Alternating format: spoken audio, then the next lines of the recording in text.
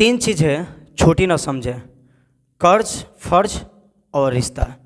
नमस्कार, मैं हूं ए कुमार सौरभ और आप देख रहे हैं मेरे यूट्यूब चैनल दिव्य ज्ञान हब को।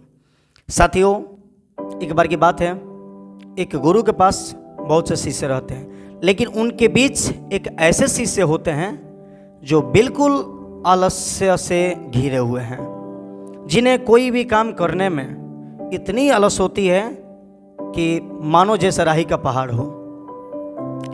शिष्य की ये दुर्दशा देख गुरु को बहुत चिंता होती है, और आप भी भली बात ही जानते हैं कि ये संसार के कोई भी गुरु कभी ये नहीं चाहेंगे कि उनके पास रहने वाले शिष्य असफल हो जाए। ठीक इस कहानी में कुछ ऐसा ही होता है। गुरु को चिंता होती है कि यदि ये शिष्य अगर ऐसा ही आलस्य रूप में रहें तो शायद इनके जीवन व्यर्थ हो जाएगी। ये बहुत सोचने विचारने के बाद गुरु एक रास्ता निकालते हैं, और रास्ता निकालने के बाद एक योजना के तहत शिष्य से बोलते हैं कि शिष्य, मैं आज आपको एक जादुई पत्थर देता हूँ, और मैं ये देकर कहीं दूर एक गांव में जा रहा हूँ, मैं 2 दिन बाद आऊँगा। और इस पत्थर की ये खासियत है कि आप जिस भी लोहे की वस्तुओं को स्पर्श कीजिएगा वो सोने के रूप में यानी आभूषण में बदल जाएंगे। गुरु उस जादुई पत्थर को अपने शिष्य के हाथों में देकर चले जाते हैं। शिष्य बहुत खुश होते हैं और पहला दिन वो ये सोचने में बिता देते हैं कि मेरे पास जादुई पत्थर है, गुरु जी ने मुझे दिया है, मैं इसे बहुत अमीर बन जाऊंगा। मेरे पास गाड़ी घोड़े, सोना चांदी, धन दौलत, बंगला, हर एक चीज़ होगा, यहाँ तक कि नौकर भी होंगे। मुझे कुछ नहीं करना पड़ेगा, मैं राजा की ज़िंदगी जीऊँगा।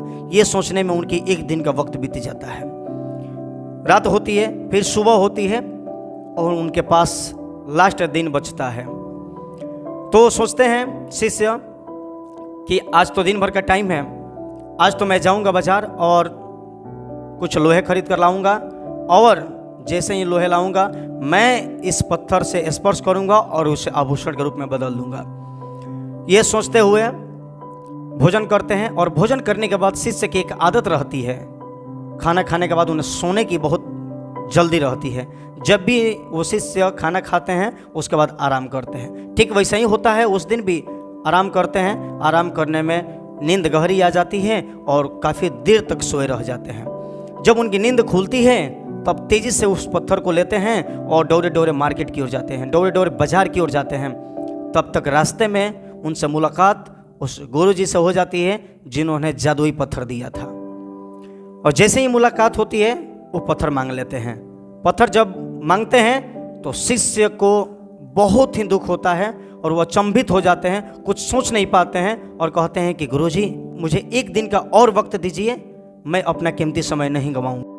इससे बोलते हैं कि इंसान को अवसर बार बार नहीं मिलता, और आपको भी एक बार अवसर मिलना था जिंदगी में कुछ करने के लिए, लेकिन आपने उसे अपने आलस्य के रूप में गंवा दिया।